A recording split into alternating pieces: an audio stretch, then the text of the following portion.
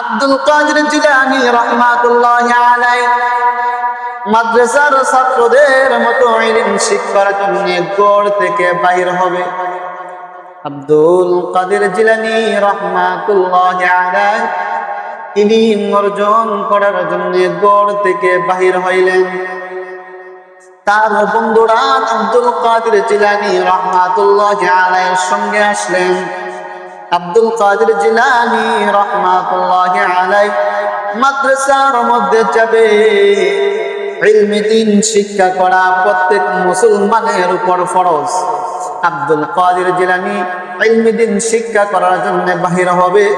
আব্দুল কাদের জিলানী রাহমাতুল্লাহি আলাইহির মা ডাকে আর বলে, বাবা আব্দুল কাদের, ইলম শিখবার জন্য গড় থেকে বাহির হবি। বাবা আব্দুল কাদের, মিথ্যা কুর কখনো ইলম পাই না, মিথ্যা কুর কখনো আলেম হই না, মিথ্যা কুর কখনো তার সিনার মধ্যে আল্লাহ আল্লাহর নূর দান করেন না।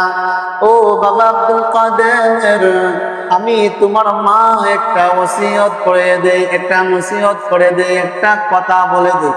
আমি তোমার মা তোমারে একটা হুকুম করে দে, বাবারে জীবনে কোনো দিন মিথ্যা কথা বলবি না।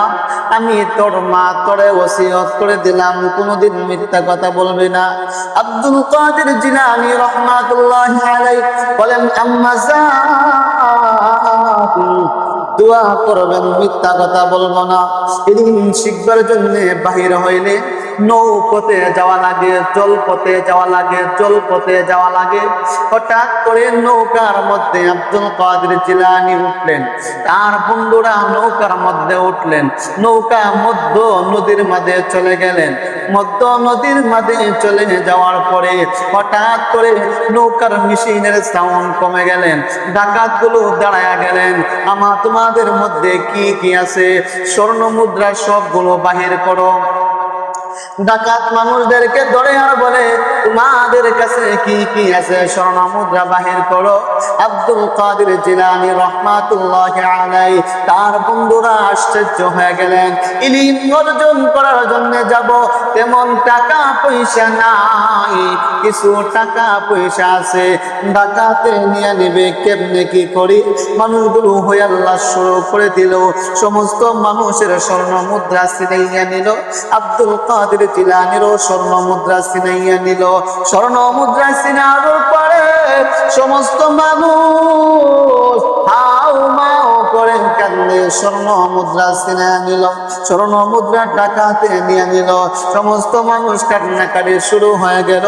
আব্দুল কাদের জিলানী কাঁদে না, আব্দুল কাদের জিলানী কাঁদে না। তখন ডাকাতের একটা লোক আব্দুল কাদের জিলানীর দিকে চোখ পড়ে গেলেন।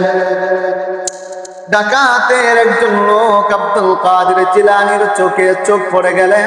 সমস্ত মানুষ স্বর্ণ মুদ্রার জন্য কাঁদে, আব্দুল কাদের জিলানী রাহমাতুল্লাহি আলাইহি কাঁদে না। তখন ডাকাত ধীরে ধীরে আব্দুল কাদের জিলানীর কাছে আসলো। আয়েশা বলে, মাসমুকি ইয়া আওলাদ, এই বাচ্চা তোমার নাম কি? আমার নাম আব্দুল কাদের, তুমি কাঁদো না কেন? সমস্ত মানুষগুলো কাঁদতেছে, স্বর্ণ মুদ্রা ছিনাইয়া নিলাম, তুমি কাঁদো না, তোমার কাছে কি আরো স্বর্ণ মুদ্রা আসেনি? আব্দুল কাদের জিলানী বলেন, হ্যাঁ আমার কাছে আরো স্বর্ণ মুদ্রা আছে। কোথায় রাখছো আমারে বলো। দেখো আমার কোমরের বেল্টের মধ্যে স্বর্ণ মুদ্রা আছে।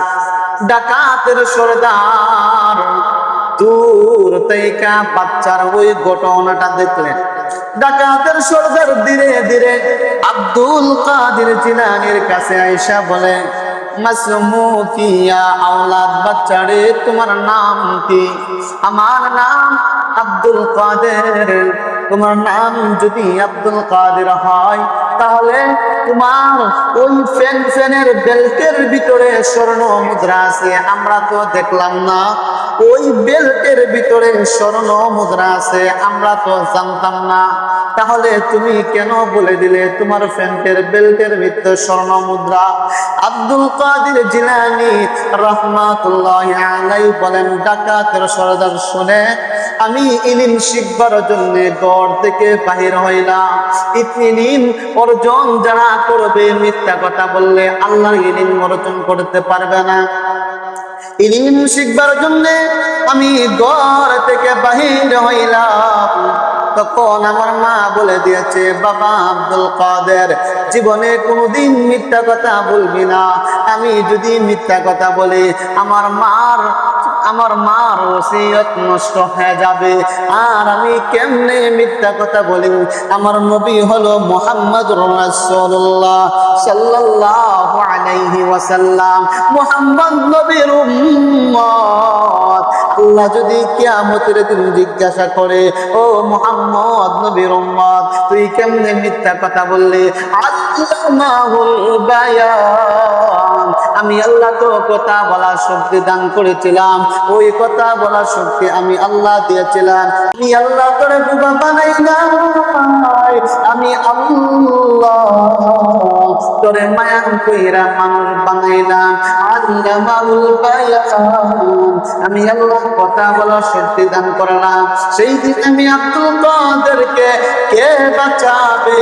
আল্লাহর আদালত থেকে, আল্লাহর আসামি থেকে কেউ বাঁচাতে পারবে না। অতএব আমি মিথ্যা কথা বলবো না। নিয়েও সমস্ত স্বর্ণ মুদ্রাগুলো নিয়ে নিও। ডাকাত তার সাথীদেরকে ডাকে আর বলে, ও ডাকাতেরা, ছোট একটা বাচ্চা 8 থেকে 9 বছরের বয়স, তার মধ্যে যদি আমার আল্লাহর ভয় থাকতে পারে, আমরা এত বড় হয়ে গেলাম, সেই আল্লাহ আমাদের জন্য আছে। ওয়া মাকারু ওয়া মাকারাল্লাহ, আল্লাহু খায়রুল মাকিরিন। যা করি, যা করব, সব কিছুর মালিক আল্লাহ। আল্লাহর হাত থেকে বাঁচা সম্ভব না। সমস্ত কুল জাহানের বল, সমস্ত কুল জাহানের মালিক আল্লাহ। আল্লাহ যদি আমাদেরকে ধ্বংস করে দেয়, পৃথিবীর মানুষ কেউ বাঁচাতে পারবে না। আসো আসো, আমরা হাতে হাত রাইখা সকলে কালেমা পড়ে মুসলমান হয়ে যায়।